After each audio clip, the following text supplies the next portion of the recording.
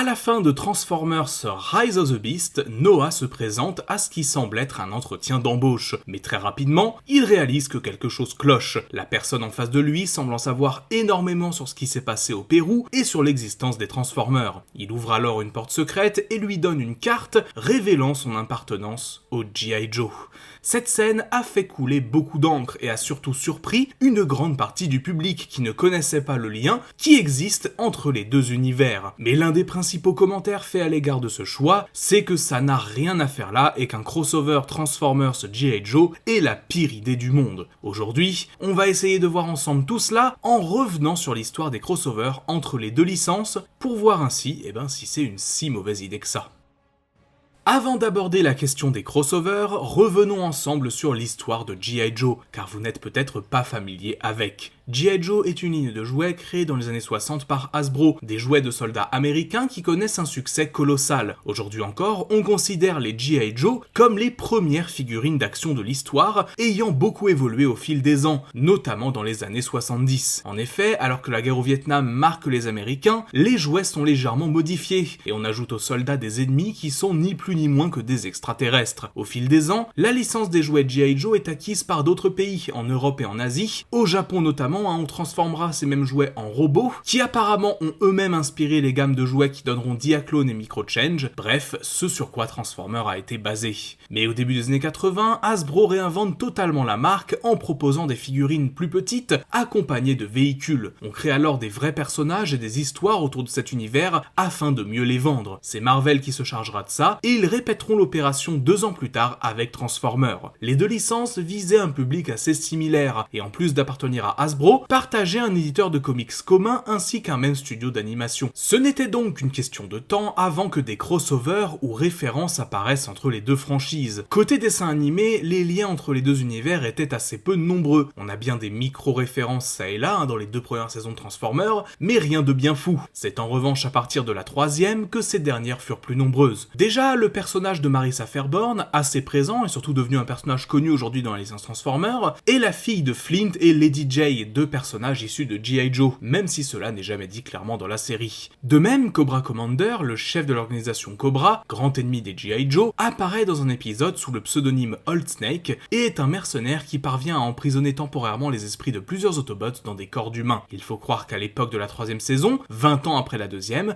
Cobra n'existe plus. Cependant, que ce soit pour Flint ou Cobra Commander, ce ne sont pas des références directes et prononcées, et on n'a pas d'idée sur comment l'intrigue de G.I. Joe et celle de Transformers coexistent dans l'univers. Tout ce que l'on sait, c'est qu'ils sont là, mais c'est à peu près tout. En revanche, du côté des comics, les crossovers ont davantage été nombreux et cette fois-ci confirmés. En 1986, une mini-série de 4 numéros, appelée G.I. Joe and the Transformers, est publiée par Marvel et on voit les Autobots et G.I. Joe s'allier contre la menace que représentent Cobra et les Decepticons, alliés eux aussi mais qui rapidement finissent par se retourner l'un contre l'autre. L'intrigue en elle-même est franchement basique et tourne autour d'une source d'énergie à protéger. La seule conséquence concrète que cette histoire a sur la timeline principale et la reconstruction de Bumblebee en Goldbug. Car oui, les G.I. Joe, par erreur, par incompréhension, ont tué Bumblebee.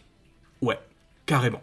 En gros, Optimus Prime l'avait envoyé pour protéger la station Alpha, qui possédait cette fameuse énergie, et quand Bumblebee s'est révélé aux G.I. Joe pour sauver un petit garçon, ces derniers, ne sachant pas comment réagir face à lui, décident littéralement de l'exploser. Y a pas à dire, c'est bien des Américains. Heureusement que le Spark de Bumblebee était toujours intact, ce qui permit de lui donner un nouveau corps, le personnage choisissant désormais de s'appeler Goldbug. Du côté des comics anglais, les deux licences eurent aussi quelques crossovers. Dans le pays, G.I. Joe était vendu sous le nom d'Action Force et ne rencontrait pas un succès aussi retentissant qu'aux USA, ce qui conduit le comics Action Force à ne devenir qu'un sous-univers des comics Transformers plutôt que son propre comics à part entière. Au début de la G2, afin de servir de prologue aux événements des comics de cet univers, Hasbro réalisa un autre crossover entre ces derniers, où Megatron s'allie avec Cobra pour se créer un nouveau corps basé sur son nouveau jouet de l'époque et qui sera son apparence par défaut dans ces derniers. Depuis les années 2000, tous les crossovers entre Transformers et G.I. Joe ont eu lieu dans des comics, l'immense majorité du temps. On a notamment eu droit en 2003 à un crossover qui voit Cobra asservir les Autobots et les reprogrammer pour qu'ils se transforment en divers véhicules de l'organisation, publié par Devil's Due qui détenait les droits de G.I. Joe à l'époque. En 2004, chez Dreamwave cette fois, dans une histoire alternative à une sorte d'Elseworld si vous préférez,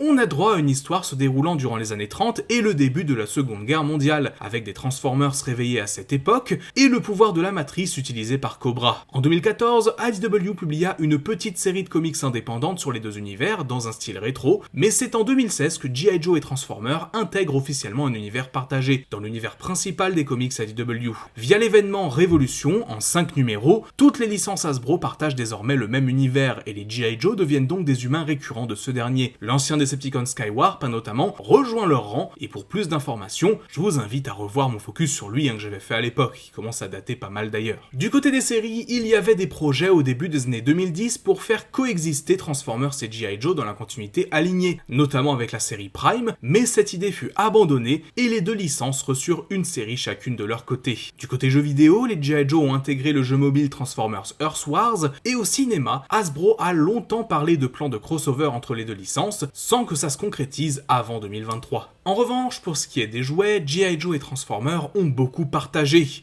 Au début des années 2000, le mode véhicule de Snowcat de Transformers Energon était une référence au véhicule du même nom, et le Minicon Skyhammer prend des couleurs similaires au véhicule Rattler de Cobra. Plusieurs jouets des gammes G.I. Joe ont eu de leur côté des hommages aux personnages de Transformers, notamment un avion reprenant les couleurs de Starscream, entre autres. Mais depuis 2022, les crossovers en jouets ont passé l'étape supérieure avec une gamme dédiée à ça dans les Transformers collaboratives. On a notamment eu Megatron et Soundwave se changeant en véhicule de Cobra, Bumblebee se changeant en véhicule Striker, et d'autres arriveront à l'avenir. Chaque Transformer est commercialisé ici avec une petite figurine G.I. Joe qui peut s'installer à l'intérieur de son véhicule. Mais alors, une fois qu'on a dit ça, est-ce qu'un crossover entre les deux licences au cinéma, c'est quelque chose de pertinent? Eh bien dans les faits, je ne serais pas aussi catégorique que certains. L'un des gros reproches faits aux comics liant les deux univers, c'est l'importance moindre des Cybertroniens dans les histoires, et le fait que les scénarios soient toujours un peu les mêmes. On a les Autobots et les G.I. Joe, et les Decepticons et Cobra, chacun d'un côté. Et même si parfois on a des variantes, il faut bien reconnaître qu'il n'y a pas des tas de possibilités quand on veut que tous les éléments de chaque univers interagissent. Or, quand on reprend le contexte de Transformers Rise of the Beast, rien ne semble indiquer que l'on s'oriente vers cela. Le producteur Lorenzo Di Bonaventura a confirmé que le prochain film ne serait pas un véritable crossover, mais davantage un film Transformers avec des G.I. Joe dedans. La subtilité n'est peut-être pas ultra évidente, mais pour moi elle est fondamentale. Aujourd'hui, les G.I. Joe au cinéma sont quasiment morts, notamment après Snake Eyes qui s'est ramassé en 2021. Le seul moyen de continuer à faire exister ces personnages, c'est en les faisant intégrer un univers plus important et apprécié. Car même si on peut débattre autant qu'on veut sur la baisse de popularité de la licence Transformers au cinéma, le fait est que même les plus faibles scores au box-office de l'histoire de la franchise Transformers sont largement supérieurs à ce que les G.I. Joe faisaient à l'époque, même à leur apogée. Or, pour les films TF, on a quasiment toujours eu un des humains membres d'une organisation gouvernementale secrète dans à peu près toutes les histoires. On a eu le Secteur 7 dans le premier film, le Nest dans les deux suivants, Cemetery Wind dans Edge of Extinction et la TRF dans The Last Night. On a de nouveau eu le Secteur 7 dans Bumblebee et donc maintenant les G.I. Joe dans Rise of the Beast. D'un point de vue scénaristique donc, il y a fort à parier que les G.I. Joe ne seront traités que comme les militaires des films précédents, à la différence qu'ici, on aura affaire à des personnages établis et plus connus du grand public. Typiquement, si vous re-regardez Transformers 2 et 3, vu les trucs de fou que font les militaires tout au long des films, le Nest aurait largement pu être remplacé par les G.I. Joe et ça aurait été même l'occasion d'avoir quelques véhicules un peu plus funky au passage. Avantage supplémentaire permis par la fin de Rise of the Beast, si notre protagoniste humain, à savoir Noah, intègre bien les G.I. Joe dans la suite, ça voudra dire qu'on suivra réellement une intrigue militaire de bout en bout. L'un des éléments qui était reproché au film Transformers de Michael Bay, comme vous le savez, c'est le manque de temps d'écran, de répliques et de développement des Cybertroniens. Le problème venait du nombre d'humains, oui, mais aussi des différents scénarios que l'on suivait. Par exemple, dans les 3 premiers, on avait à chaque fois une intrigue de base avec Sam, puis une autre avec les militaires, et vu qu'à chaque fois les Transformers étaient à l'arrière-plan de celle-ci, ils avaient inévitablement moins de temps d'écran. Or, à titre de comparaison, Rise of the Beast a une seule intrigue avec Noah et Elena, donc on voit de bout en bout les mêmes personnages, ce qui permet de passer plus de temps avec eux et avec les Transformers. Un contre-exemple de cela pourrait être Bumblebee, qui a aussi une intrigue civile et militaire en parallèle, mais qui fait mieux marcher l'ensemble grâce à un budget réduit, et donc inévitablement les robots moins nombreux qui ont plus de temps pour se mettre en avant. Bref, pour revenir au futur des films Transformers, si Noah intègre les G.I. Joe et qu'il est toujours le personnage principal, on aura une intrigue principale axée sur l'aspect militaire, limitant donc la possibilité de s'éparpiller entre 36 intrigues qui, in fine, nuisent aux Transformers à l'écran. Bref, je ne suis pas fondamentalement inquiet par l'arrivée des G.I. Joe dans les films Transformers, du moment que ce n'est pas tout l'univers de ces derniers qui se retrouve greffé à l'univers TF, comme c'est arrivé trop souvent en comics. Ils auront plus ou moins le même rôle que les militaires dans les films de Michael Bay, à la différence près qu'on a des chances ici d'avoir notre protagoniste qui sera à leur côté. Et vous, qu'est-ce que vous pensez de l'univers G.I. Joe et de l'arrivée de ces derniers dans le nouvel univers Transformers en train de se mettre en place? Dites-le moi en commentaire. Sur ce, on se retrouve très bientôt pour une nouvelle vidéo. C'était Magnus. Ciao!